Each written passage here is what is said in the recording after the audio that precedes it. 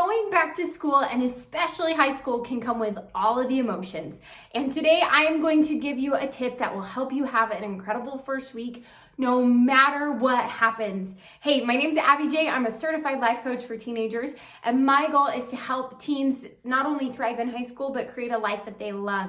So this month, we're specifically focusing on back to school tips. This is video 2 of an 8-part series where I'm sharing tips for high schoolers going back to school so they can have a great week and a great first month and just a great experience. So let's talk about the second tip that I have for you that will make all the difference when it comes to enjoying that first week of school. So take it from somebody that cried every single first day of school in high school. Like, I'm not even joking or exaggerating, and it's a little bit sad, but it just was more than I could handle, right? And I loved school. I was somebody who had a 4.0 and I had lots of friends and I enjoyed school.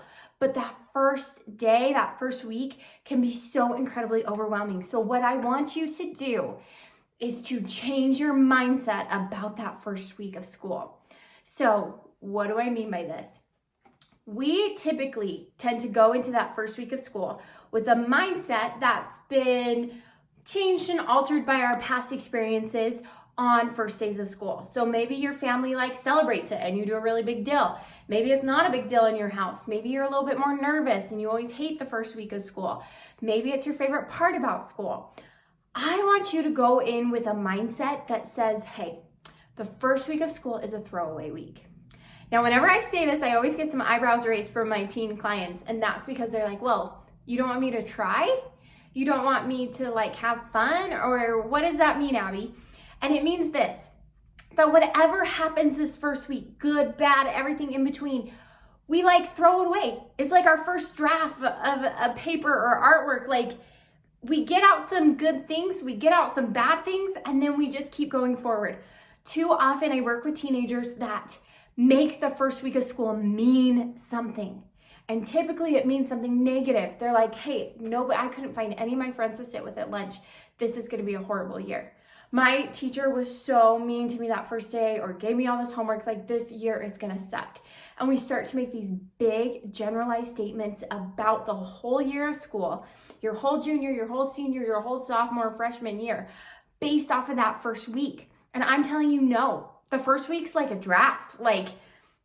We try things, we switch our classes, we meet new people. So good, bad, ugly, everything in between. Just know this first week's a throwaway. So try it, take it all in stride. And what I found is that when we have this type of mindset, it allows us to relax. It allows the person who's super excited about school to relax, because you know what? They're gonna have a first week, or a great first week. And if anything doesn't go the way that it has in the past, that's okay. And for people who typically have a bad first week, it allows them to relax too, because they're like, this doesn't have to mean anything about my future. I'm just figuring this out. It's like a rough draft. So I want you to keep that attitude in mind as you go back to school this week, so that you can just stay fresh, you can stay focused, and you can just know that whatever happens this first week, good, bad, ugly, it doesn't have to mean anything about you. So I hope that helps. If you're watching this video to the end, go ahead, check out my first video that I did on this series, where I share with you a very practical back to school tip if you haven't seen that yet.